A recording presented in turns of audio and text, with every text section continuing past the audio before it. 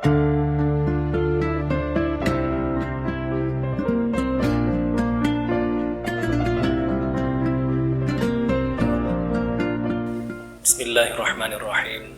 Assalamualaikum warahmatullahi wabarakatuh.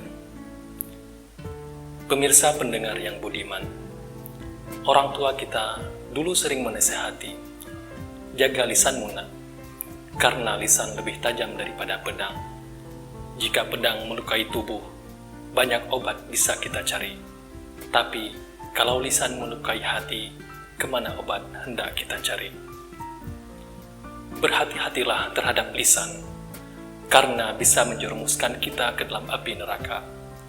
Jika kita tidak mengetahui sebuah perkara dengan pasti, sebaiknya kita diam. Bahkan, jika tidak ada nilai ibadahnya, tidak mengandung doa, syiar atau dakwah, lisan kita lebih baik diam. Di zona diam, lisan akan menyelamatkan. Rasulullah SAW memperingatkan manusia agar tak banyak bicara, kecuali berbicara untuk hal-hal yang penting, bermanfaat ataupun untuk mengingat Allah Subhanahu wa Ta'ala. Janganlah kamu sekalian memperbanyak bicara, sering berzikir kepada Allah.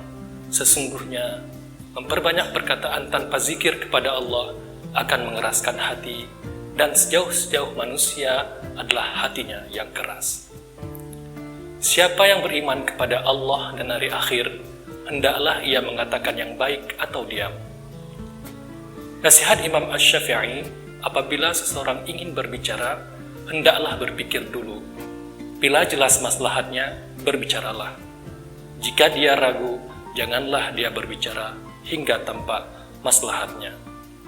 Ma'asyiral muslimin yang dirahmati Allah Subhanahu wa Ta'ala, diam memang emas, tapi berbicara penuh ilmu dan syarat hikmah adalah berlian. Maka lisan yang dirawat dengan baik ibarat cincin emas bertahtakan mutiara berlian. Saat kita menjaga lisan dan merawatnya dengan baik, maka beberapa hikam Allah perkenankan kepada kita.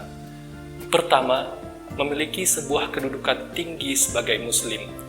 Suatu hari Rasulullah SAW ditanya, siapakah muslim yang paling utama? Beliau menjawab, orang yang bisa menjaga lisan dan tangannya dari berbuat buruk kepada orang lain.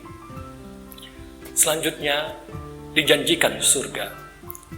Dari Sahal bin Sa'ad radhiyallahu an, Rasulullah SAW bersabda, barang siapa yang dapat memberikan jaminan kepadaku tentang kebaikannya apa yang ada di antara kedua tulang rahangnya, yaitu mulut atau lidah, serta antara kedua kakinya, maka saya memberikan jaminan surga kepadanya. Ketiga, ada kebaikan dan perbaikan karena disertai ampunannya. Hai orang-orang yang beriman, bertakwalah kamu sekalian kepada Allah, dan katakanlah perkara yang benar. Niscaya Allah memperbaiki amalan-amalanmu dan mengampuni dosa-dosamu. Barang siapa menaati Allah dan Rasul-Nya, maka sesungguhnya ia telah mendapat kemenangan yang benar. Sahabatku sekalian, bila kita sukses melalui satu hari saja tanpa dusta, tanpa berkata kotor, tanpa menyakitkan orang, tanpa ghibah, serta tanpa fitnah, sungguh itulah hari kemenangan bagi kita. Hari ketertundukan lisan yang dibimbing dan diridhoi olehnya. Subhanallah, sahabatku sekalian, semoga Allah selalu bimbing kita untuk selalu menjaga lisan kita. Amin, amin, amin, ya Rabbal Alamin.